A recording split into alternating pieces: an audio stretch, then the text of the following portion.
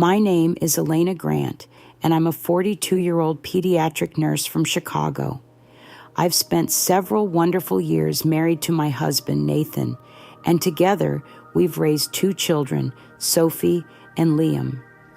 Roughly 3 months ago, I encountered what the medical community refers to as a near-death experience. This event profoundly transformed my outlook on life, marking it as one of the most significant moments I've ever faced. It was a Tuesday evening, and I had just wrapped up my shift at the hospital.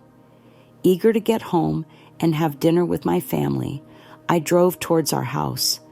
The last clear memory I have is of stopping at a red light, roughly a mile away from home. Witnesses later reported in the police document that a drunk driver ignored the red light and collided with the side of my car at high speed. The impact was devastating. My car was completely wrecked, and I lay inside it, unconscious and bleeding heavily. The next thing I was aware of was a feeling of floating. Suddenly, I seemed detached from my body, experiencing neither weight nor pain. Looking down, I could see the accident site below me, the twisted metal of the vehicles, and the glaring lights of approaching emergency services.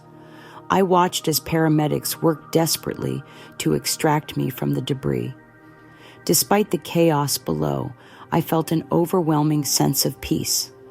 Then, my attention was caught by a warm, radiant light above.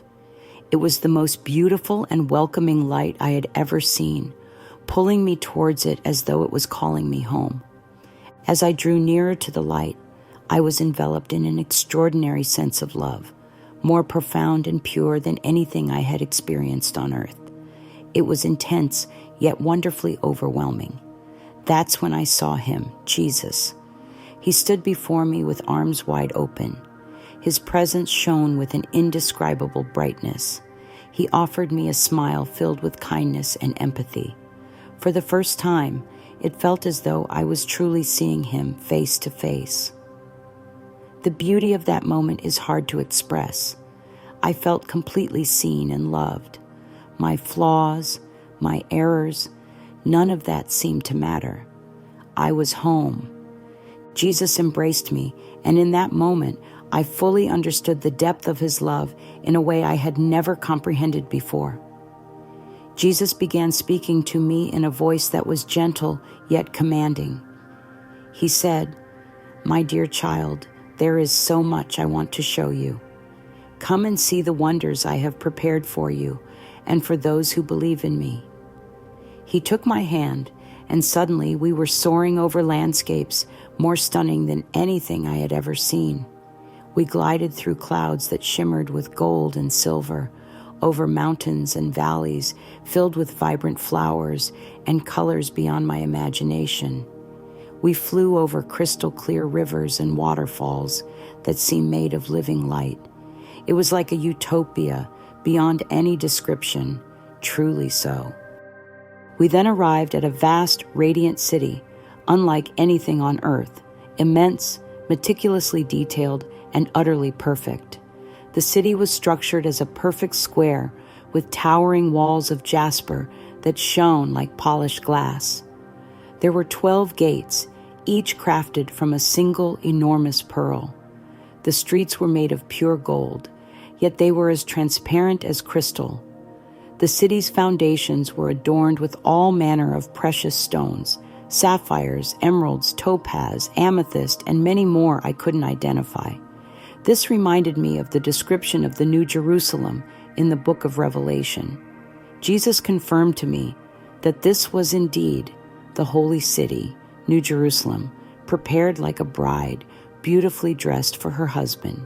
He stressed that this city is the eternal dwelling he has prepared for everyone who is his. What captivated me most was the light. The entire place was bathed in a brilliant golden glow, yet there was no sun or any man-made light source in sight.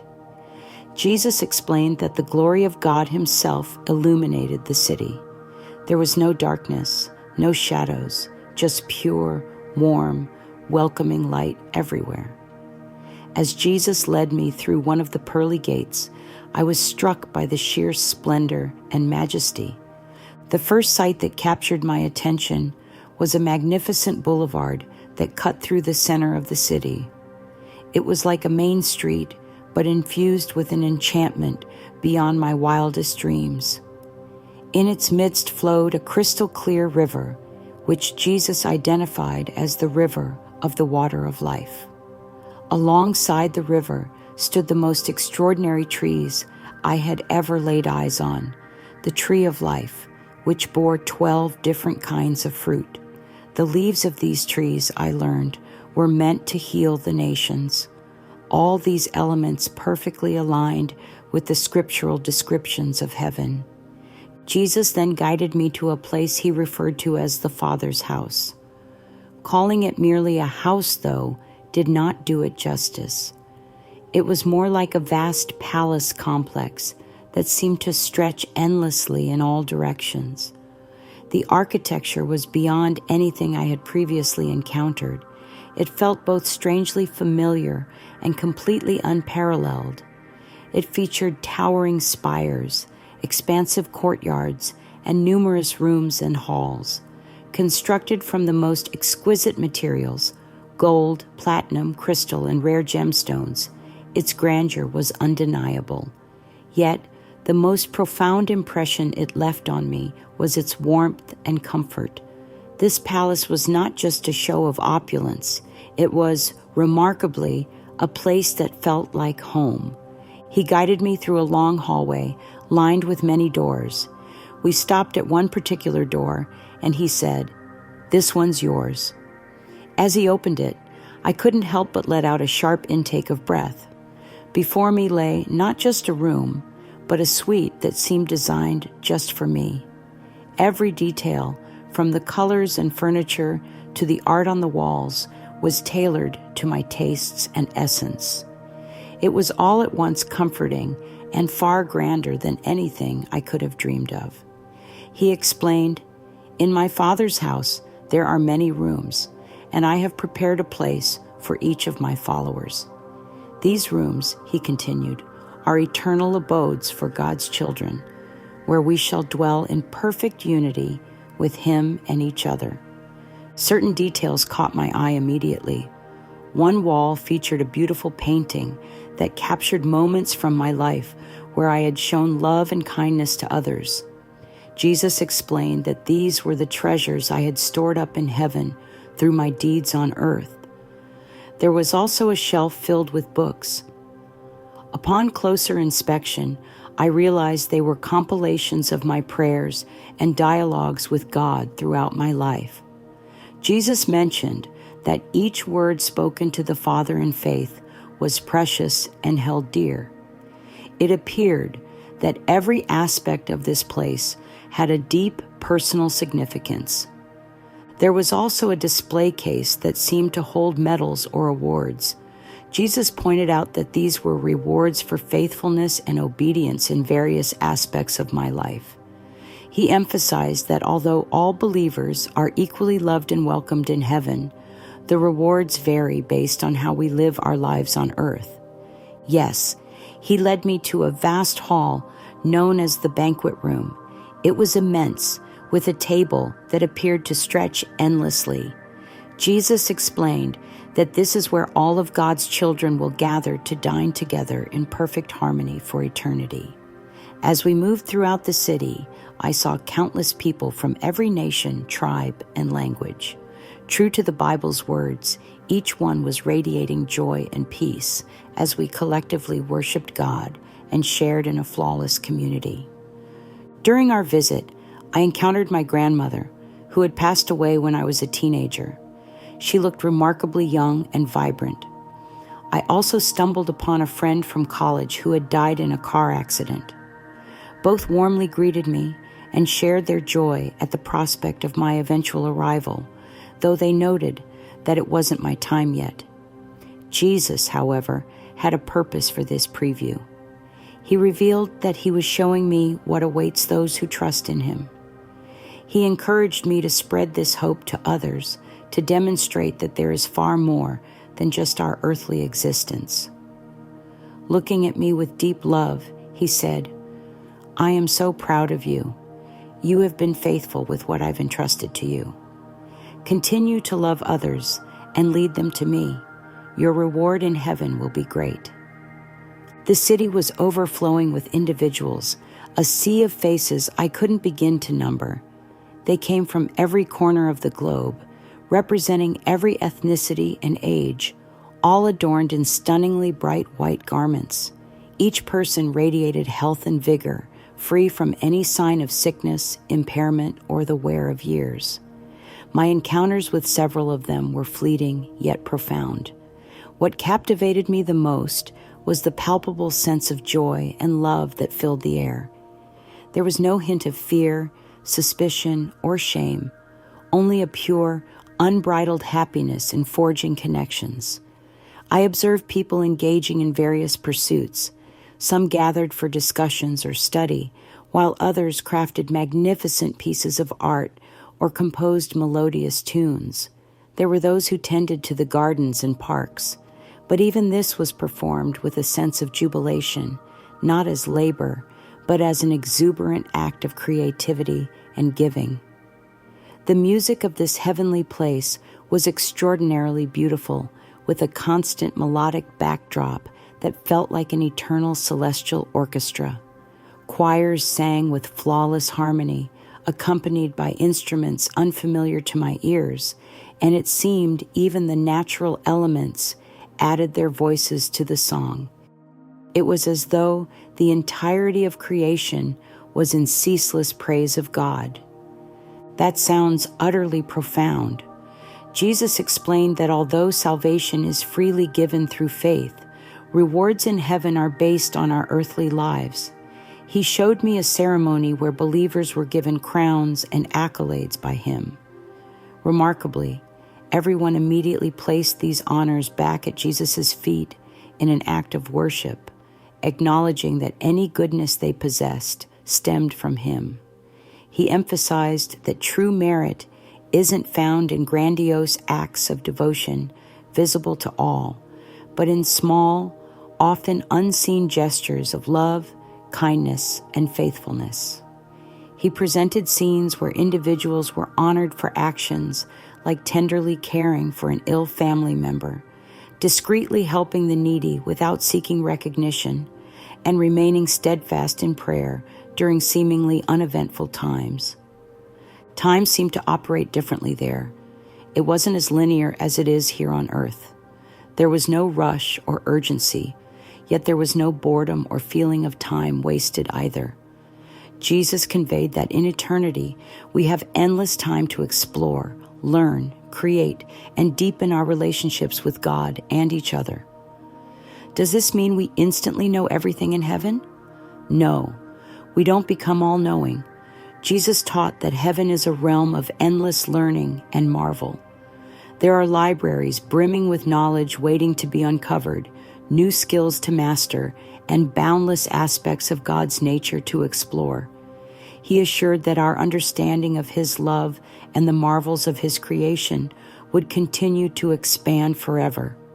This certainly challenges the notion that heaven might be a static, uneventful place. It's hard to express in earthly terms, since it's quite unlike anything we have here. It's a perfect balance of rest and activity, personal ambitions, and community participation. I saw people relishing deep connections, partaking in engaging discussions, and collaborating on creative projects. Yet, underlying it all was a continual consciousness of God's presence and an unceasing spirit of worship. It seems like the ultimate realization of how we were meant to exist. Yes, he did. Jesus took me to what seemed like a vast observatory in my Father's house, with windows that opened onto the most stunning landscapes I've ever witnessed. He explained that this was the renewed earth, similar to our own in some ways, but purified and free from sin and decay. It was absolutely beautiful. I saw sprawling, untouched forests, glistening lakes and rivers, majestic mountains, and lush valleys.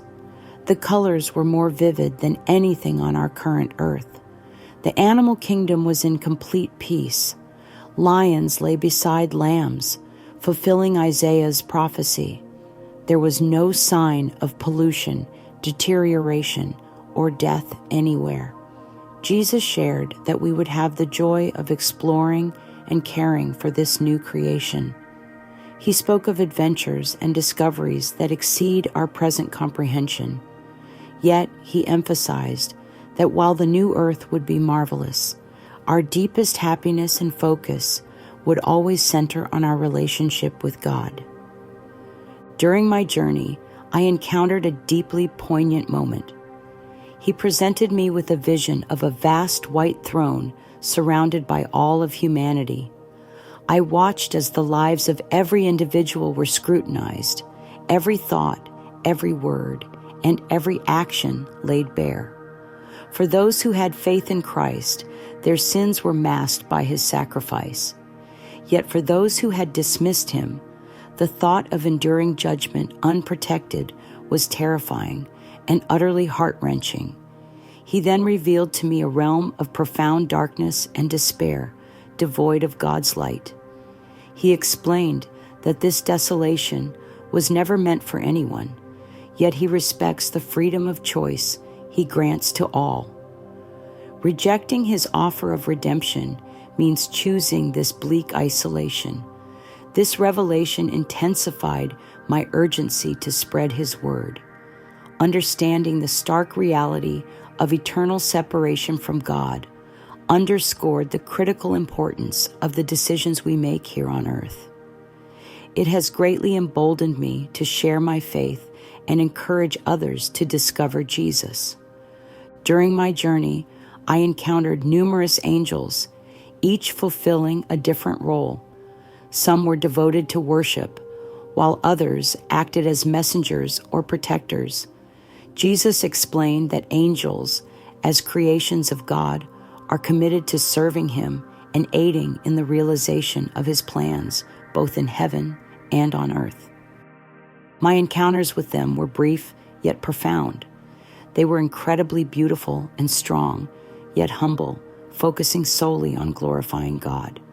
One angel shared with me their joy when a sinner repents and returns to God. One of the most enlightening teachings from Jesus involved the power of prayer. He showed me a place he called the incense room, filled with golden bowls holding the prayers of believers on earth.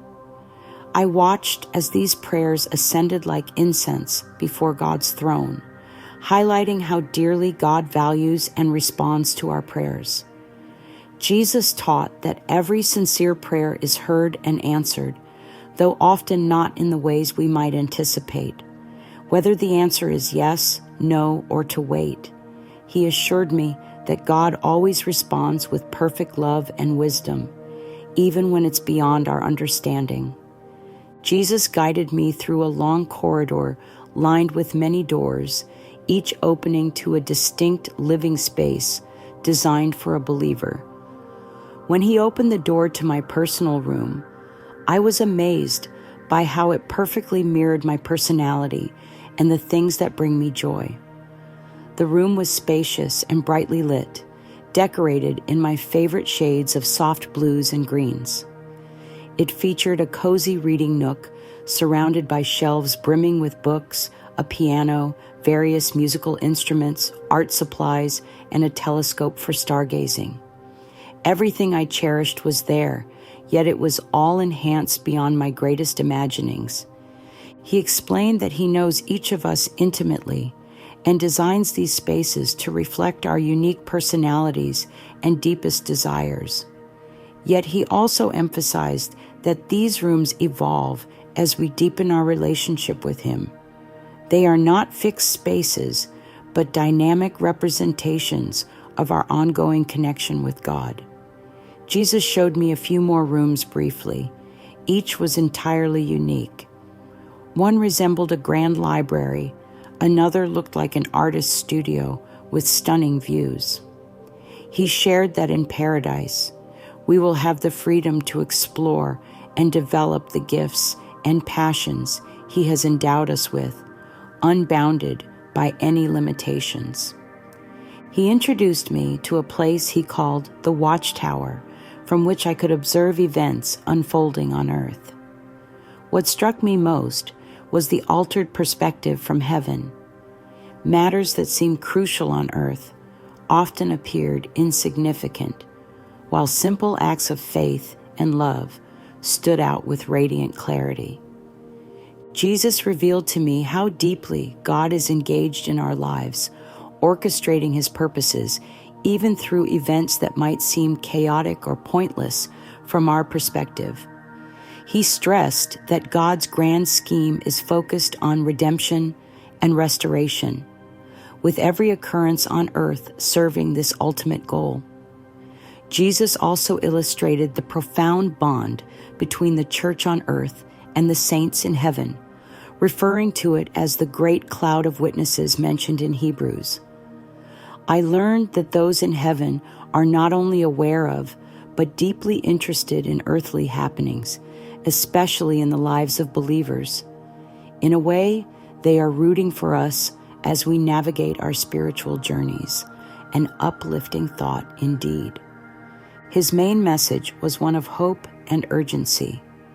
He desires for people to understand his deep love for them and the glorious future he has planned for those who trust in him. Yet, he also stressed the importance of readiness and living each day with an eternal perspective. He cautioned against getting too caught up in material gains and losing focus on what truly matters. He emphasized the importance of staying connected to him through prayer and studying the scriptures. Additionally, he warned about false teachers who distort the gospel, underscoring the need for vigilance and authenticity in our faith journey. These reminders are deeply meaningful to me, sharpening my focus on what truly matters.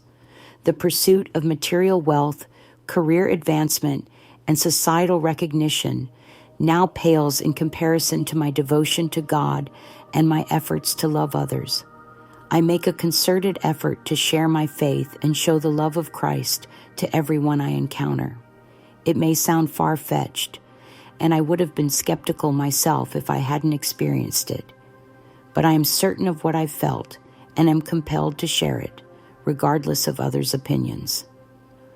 For those who doubt the truth of my experience, I encourage you to look at the evidence, not just my story, but the myriad similar accounts from individuals around the globe who have had near-death experiences. Although the specifics can vary, there's a remarkable consistency in what people describe seeing and feeling. The teachings of Jesus about creating a place for us, the focus on love and a relationship with God, and the view of eternity as something active and intentional are all echoed in the scriptures. I feel my experience has deepened my understanding. For instance, the idea of heaven as a realm of continuous growth and creativity isn't often emphasized in traditional teachings, yet it aligns perfectly with the nature of God as depicted in the scriptures. This clearly reflects the profound and true nature of God's love for us. The beauty, joy, and perfect peace I witnessed in heaven all stemmed from God's incredible love. And the best part is, we don't need to wait for death to experience this love. It's accessible to us right now through our relationship with Jesus. I just want to convey how vivid and tangible it was. This was no dream or hallucination. It felt more real than anything I've ever encountered in life. The love I experienced, the complete, flawless love of Jesus, has transformed my life forever. I want everyone to know that this love is available to them too. Thank you for allowing me to share.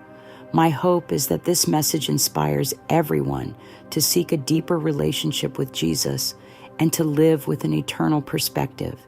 Heaven is real. It's more glorious than we can imagine, and it's open to all who trust in Christ.